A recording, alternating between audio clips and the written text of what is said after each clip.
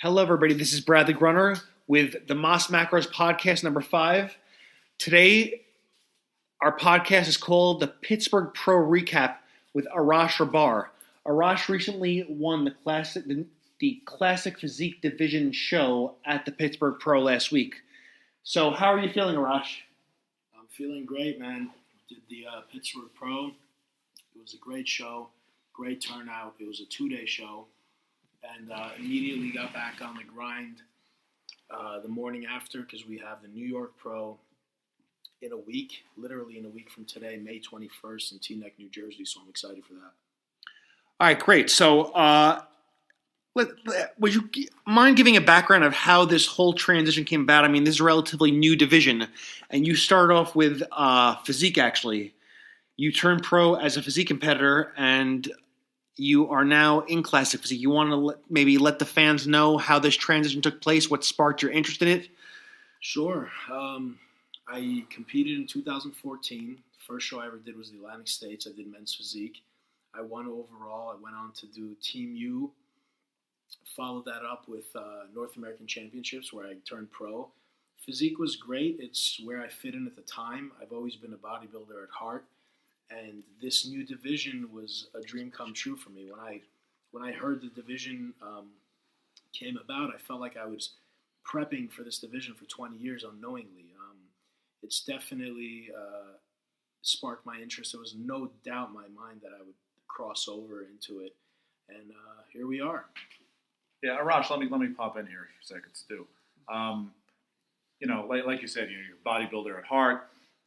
You go into men's physique. Obviously your physique, your musculature, your aesthetics were very, very well suited for that.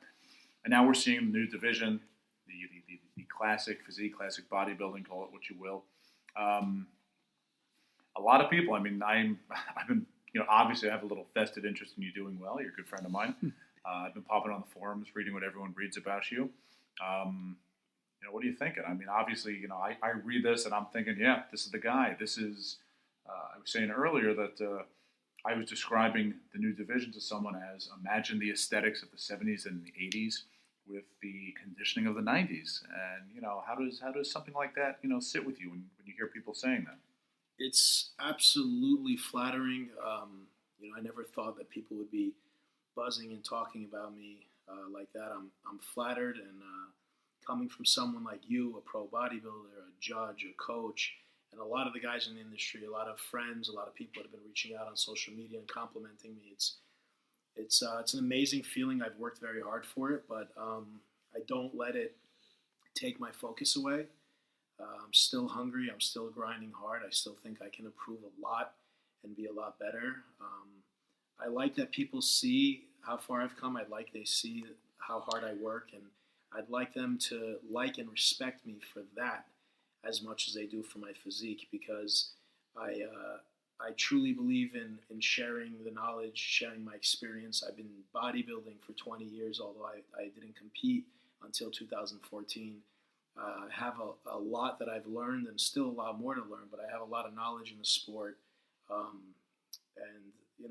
It's a great feeling to be able to inspire others, and what the people that tell me that they're a fan of mine and that I inspire them, what they don't realize is that they inspire me, and I'm their fan as well. I'm no different than the fans that come watch the show that we do. I'm a fan of bodybuilding. I was once in those seats, and I still sit in those seats. And I have a lot of respect for the fans, and I have a lot of respect for all the athletes, and I'm blessed to be able to be on that stage. All right, now I got a question, actually, because now that Stu, you brought up with the issue of the conditioning of the 90s with the aesthetic of the past, right? Now, some fans actually talk like this. I mean, you're the guy to go to because you're the one in the shows experiencing this sport at a high level. I mean, Stu, you're familiar with the forums, right? You know how some people say, well, and you compete in the past, actually. You were at WNBF Pro, pretty successful yourself, right? Sure. There's a lot of, complaining amongst outsiders now, saying that bodybuilding is not a healthy thing because, you have to go to such extremes to get in this condition. And it's driving people to take on an endeavor that is so grueling. And I wish that we had the conditioning of the 70s. Why do I got to get in this shape like this? Why does it got to be such a torturous, sacrificial thing to compete in bodybuilding. I mean, what do you think of this? You know where I'm going, Stu. Remember that? Well, if you were gonna, if you're asking me my opinion on this, I mean, look, we were chatting before. We we always end up talking for several hours before we actually get the tape rolling. Here. Yeah. But in discussing this, Arash said you can't go backwards. You can't go backwards. In the 70s, you look at the conditioning then, and people thought, oh my God, look at these guys, and then it got more extreme, and then more extreme, and more extreme, and you can't really go back. And it's like you said on the forums, people do argue. Even the WNBF and other tested federations, it's like you will hear people say that certain shows have become dieting contests, and I'm guilty of saying that myself sometimes.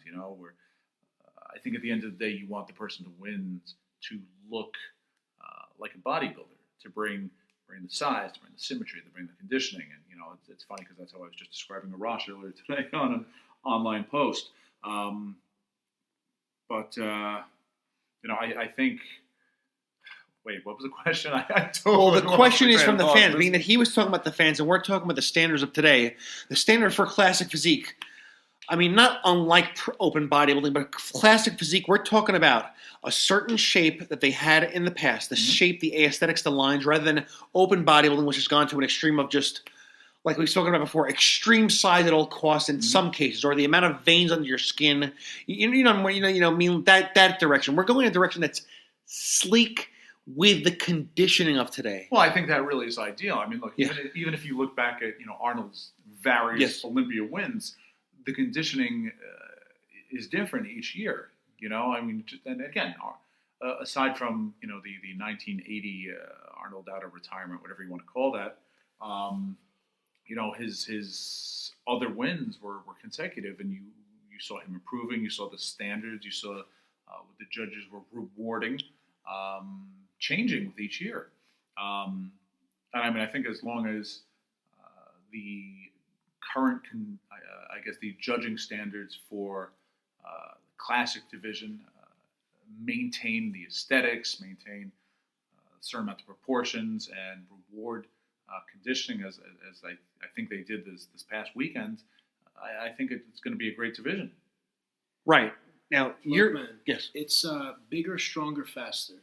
In everything, in cars, in sports, everything, in bodybuilding also.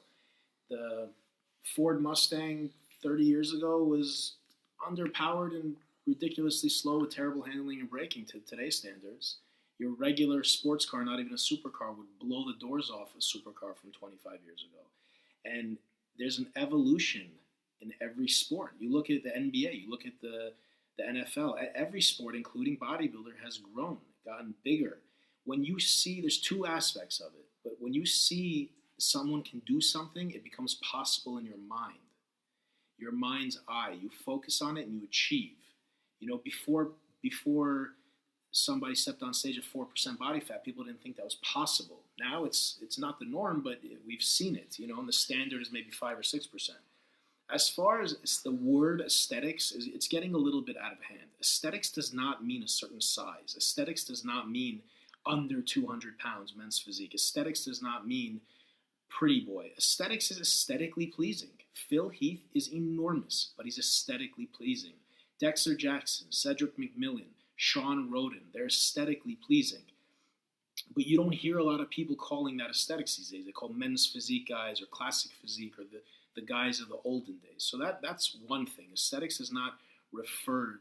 It's about symmetry. It's about balance and development of the body, which is aesthetically pleasing to the human eye, which can be opinionated. Some people like this look. Some people like that look. Now, that being said, moving on to the conditioning question, look, the standard in the 70s was different. Arnold by no means, before I say this, he's one of my favorite bodybuilders. By no means was he conditioned to today's standards, not even to the 90s standards or 80s standards. He's smooth considered to today's standards. Guys were not as lean as they are today. So that being said, if you step on a classic physique stage and you have two guys side by side, identical in mass, identical in symmetry, identical in aesthetics, one is 7% and one is 5%, the guy that's 5% is going to win. You cannot go backwards. This is 2016. You cannot go backwards to the standard. All of a sudden, we can't reward a smooth look. It would be too difficult. It would be too complicated. At the end of the day, you know, you hear a lot of guys talking about, the graininess, the dryness. It's, you know, I can't see them rewarding someone smoother if all things equal. You know, I mean, if that's easier to obtain. I mean, it could be better, it could be healthier, it could be easier. You could be 3 weeks out and win a show, but I just don't see it happening. You know, 2016, how far bodybuilding has come. What classic physique represents is not about the not being grainy, not being conditioned, and being smooth. It's about a beautiful flow, a beautiful look, you know, a nice posing routine, and not being too big in the waist, being proportionate, being symmetrical, having nice streamlined figure. That's what it's about. I think people are misinterpreting this division and kind of throwing the word aesthetics around in the wrong subtext. Nice. Arash, let me pop in here because, you know, my opinion, I think you were very, very good as a men's physique competitor. And to be honest, you know, I always said that there were really two types of men's physique competitors. You know, those that probably could have been bodybuilders and those that were, you know, just always destined to be men's physique competitors. And I'm trying to phrase this nicely because I don't want to insult anyone. Obviously, you bring a different package coming into the new division. I always thought as a men's physique competitor, you were a pretty effing big guy. You know, underneath those board shorts was a guy who actually trained legs damn hard every week. How'd you approach this differently? You know, it's a very popular question I've been getting asked a lot. The biggest difference, I guess I'd say, is I'm working with a coach, Chris Aceto, and he's been great. That being said, there's no magic. There wasn't any secret, crazy concoction that Chris had me drink at 3 a.m. every night. You know, it was just really keeping a close eye, knowing what my body was doing, when it was doing it, pointing me in the right direction, and me going 1,000% and having faith in him and believing and going in that direction. I've always trained very hard. I've always trained very intense. I've always trained very heavy. I didn't train very different between men's physique and now classic physique. It's an evolution for me. I've been bodybuilding since I was 13, 14, throwing weights around and religiously 15, 16 years old. And every year I'm getting rounder and harder and bigger.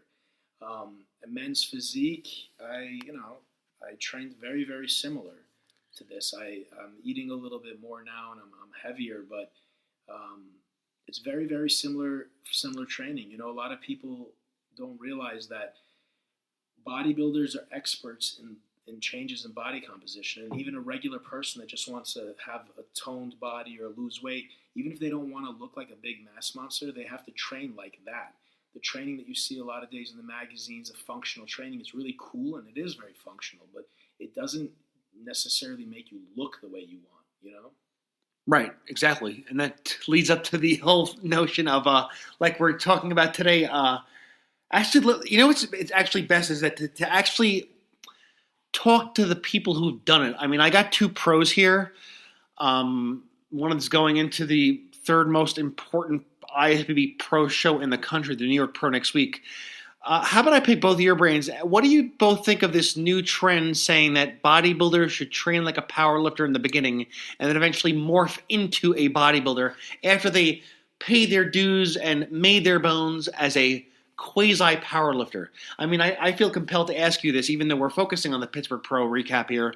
I think it's best to ask two pros what their opinion is actually, right? Well, I never did any powerlifting. After about 10 years of bodybuilding, I incorporated some Max OT style training, some Dorian Yates style training, where my volume and rep range went really low and the weight came up really high. So it's definitely taking a note out of the powerlifting book, but I never did strictly powerlifting.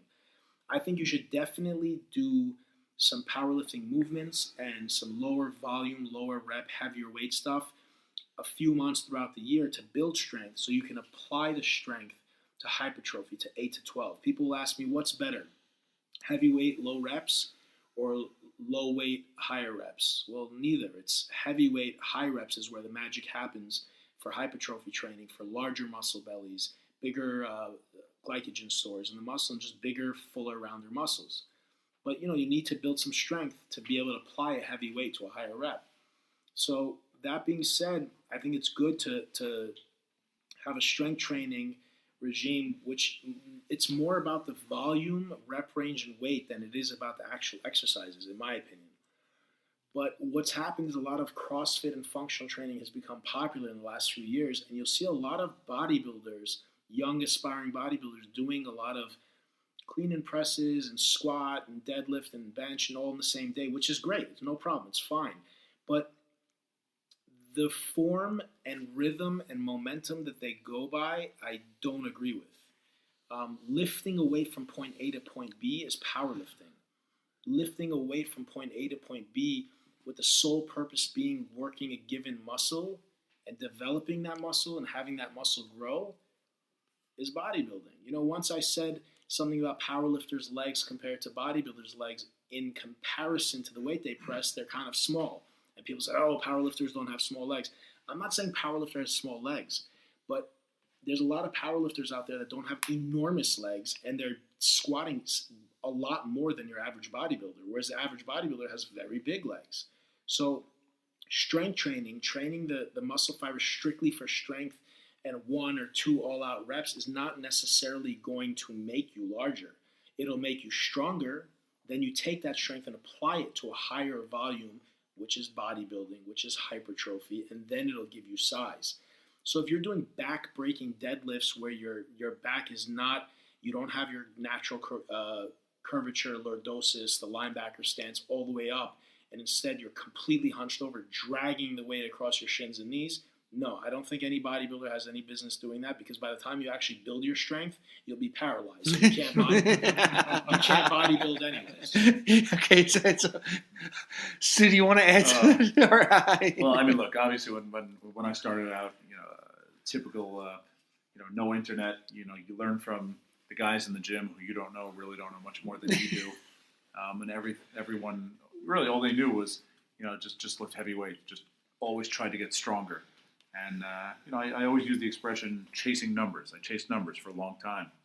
And I mean, my lifts were pretty impressive. I was squatting over 5 plates. I was deadlifting over 5 plates. I was benching just under 4. I look like crap. Seriously, I look like crap and I hurt.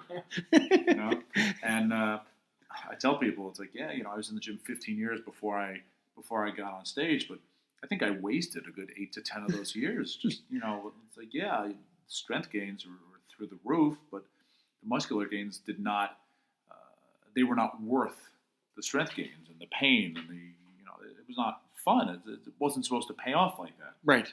And it was finally when I started paying attention to other variables, focusing more on diet, focusing more on volume wasn't a horrible thing. Wow, you could lift more than 3 reps and get something out of it. I mean, it just, there was so much stuff that went against that initial, this is all you need to know, the progressive resistance training. And the whole idea of training like a powerlifter. Training like a powerlifter does not mean you lift heavy weights. Training like a powerlifter is you go through all these, you learn different techniques and this and that and peaking programs to move the most weight possible from point A to point B for 1 repetition, and then someone takes it away from you. Now, guys like Arash, guys like me, guys like you, Brad, we train like bodybuilders, but we still lift heavy weights. And even if you're not trying to constantly get stronger, you keep doing something over and over long enough, you're going to get stronger. There's no way around it. That's how the human body works.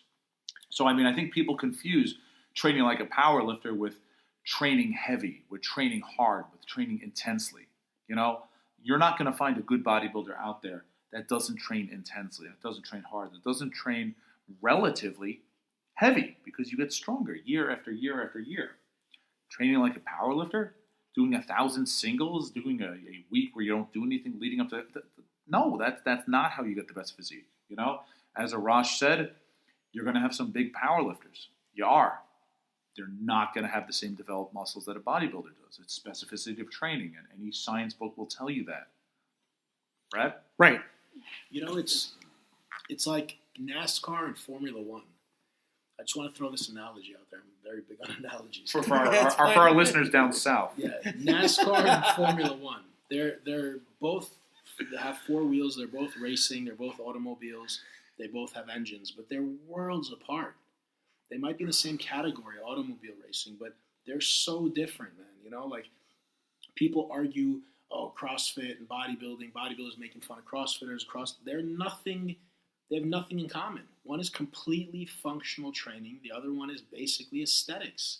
It's training for changes in body composition. I mean, there's no winner or loser here. It's two different things. They're both excellent in their own right, and move forward accordingly. Do what you love and don't worry about what other people are doing.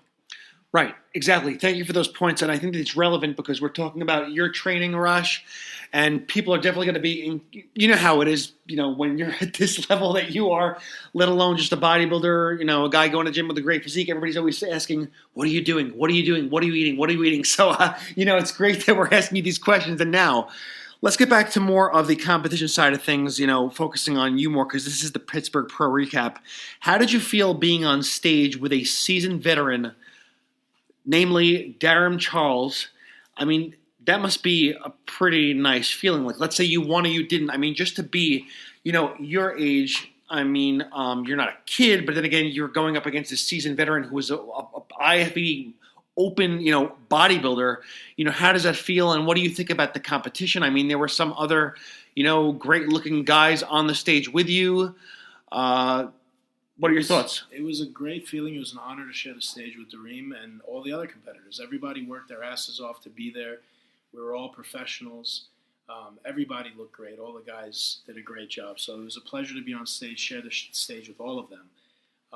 I was happy. You know, I ran back to the hotel after prejudging to see the pictures because you see everybody backstage, you see yourself, but you don't really get a good look like the judges and the audience do. And when I went on NPC News Online and I looked at the comparisons, I just smiled because I was very happy. I was happy with the way it turned out.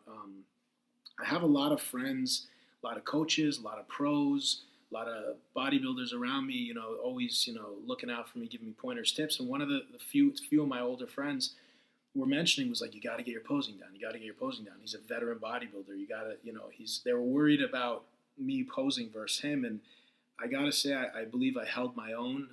I was very, very happy with my posing. I showed my physique in the right light.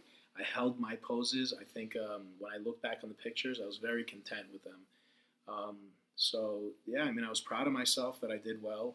I feel like I still haven't really let the win sink in because I was just right back into New York Pro mode the next morning and didn't really focus on anything else but that, you know. It was flattering, all the messages and the stuff on social media. But again, you know, I like to say don't take anything personally. And I don't mean that just by negative comments, but also positive comments. Don't let it get to your head. Everything people say to you, good or bad, is a reflection or a projection from themselves. You know, you get complimented on social media. I mean, the guy that lost gets complimented by his fans too. The second place guy gets complimented by his fans too. You got to have a goal in mind. You got to have a vision in mind. You got to have an ideal look and physique that you want in mind. And you got to push and push and push till you get there. And don't let anything get in your way or deter you, not people's negativity or their positivity. Arash, I think I just got to say I think that's hysterical because, I mean, look, I appreciated like the little updates throughout the day. You know, me and Brad couldn't be there in Pittsburgh. And I mean, look, I've been there myself. You know, for anyone who's listening has never competed, you know, you come off stage and people, you know, your friends, your brothers are asking you like, "Yo, did you see that guy over?" No, you're looking straight ahead. You got the lights in your eyes. You know, maybe you glance down at the judges. You have no clue what anyone else looks like until you get off the stage and, you know, people start, you know, with the photos and this and that. You know, you're always kind of hesitant, I think, to believe any of it. You know, and I mean, I know me and Brad were checking out the forums for you all day, you know, letting you know anything that we could. But like, what was going through your head going into the night show, man? You know, I mean, there's got to be some pressure. You know, again, experienced guys up there. This is really one of the very, very first of the new division. You know, you never view yourself as others see you objectively. You know, going into the night show, you have a little better idea. Although the night show was really on Saturday, so the pre-judging is Friday at 5. The night show is Saturday at 5. It's a 2-day show, kind of like the Olympia. It's different than most shows. New York Pro is pre-judging in the morning, night show at night. That's conventionally what most shows are. So going to the night show, you kind of, you have an idea from pre-judging who the top 5 is, and even up to the top 2. So it was down to Dareem and I for the night show, and that was obvious because we were the last call out again together. We came out alone, so that really means 1 and 2. So I knew it was between me and him, but we didn't stop working all of Friday night and Saturday morning, and brought enough to win. And they did judge again on Saturday, and Dareem did sharpen up a little bit. I think he got a little bit better, but it wasn't enough. I mean, when I got home, I looked at the score sheets. It wasn't. It was a victory, hands down. Did you do anything different? Anything you would I guess go back and do differently Friday going into Saturday? No, I think I was a little bit sharper maybe on Friday. It's when you're super super sharp and dry, it's hard to hold that. So you always eat a little bit. I didn't go crazy carbing up, but I did continue to eat, and I did get a little bit bigger on Saturday, which is a natural progression. So when you do get a little bit fuller, a little bit bigger, sometimes you lose a little sharpness, but it wasn't a huge difference that most people could see. I wasn't happy with my color on Saturday. I think that kind of wasn't great. Sometimes the color doesn't stick. You put on another coat and it smooths you out a little bit. It feels like it's heavy on your skin. But no, besides that, I think we did good. I was happy with what I brought. All right, great. So how do you feel being that it is 6 days away or 6 or 7 days away from the third most important IFBB Pro show? You feel good? You feel... I feel great. I'm still, same condition. Going to start the drying out process over the next few days. I think I'll be better, to be honest, because we have to make weight for this division. It's not like men's open bodybuilding, just how you look. We actually have to make a weight. So being concerned about making the weight, we were very conservative. I was eating a lot less, just trying to keep my weight down. But I made the weight by almost 2 pounds. So now we're confident I can make the weight no problem. So I feel like I'm going to come in a little bit harder, maybe a little bit bigger. But we'll see. I mean, I don't want to try to pull anything crazy. I think if I bring the same package I brought at the Pittsburgh Pro on Friday, if I bring to the New York Pro, it'd be very hard to beat. All right, great. Well, that wraps it up, and I'm glad that you could sit down with us and share your experience, share the knowledge as well. And to all those listening, thank you for being with us, and we'll be at you with our next episode up shortly. Thank you guys very much. It was a pleasure. Thank you for having me. And everyone listening, thank you guys for tuning in. Thanks for subscribing. Thanks for liking. The more you guys like and subscribe, the more we will be here with more videos. And we'll start posting different material up. And you guys tell us what you want to hear. Tell us any questions you have or what you want to see. And we'll make sure with due time that we'll get it up for you guys. Thank you. Yes. Stu, you have any parting words? No, seriously. Follow along. If anyone's at the show this coming Saturday, Arash is going to be on stage. Me and Brad are going to be making fools of ourselves in the audience. He's trying to sign and come on by, say hi. Yeah, exactly. Follow us. Actually, subscribe to my channel, Bradley Grunner. This is Mas Macros podcast on the Bradley Grunner YouTube channel, and also you can also follow me on Instagram at Mas Macros. It's at MASMACROS. And like Stu said, we'll be there next week at the New York Pro. This is the highlight of pretty much every spring since I've been about 19 or 20 years old, looking forward to this thing. And, I'll do some Instagram updates. I'll post some pictures from the show. I'll get some video footage. Just follow us. I'll have the videos on YouTube, maybe little snippets on Instagram. Okay. Have a good day, guys.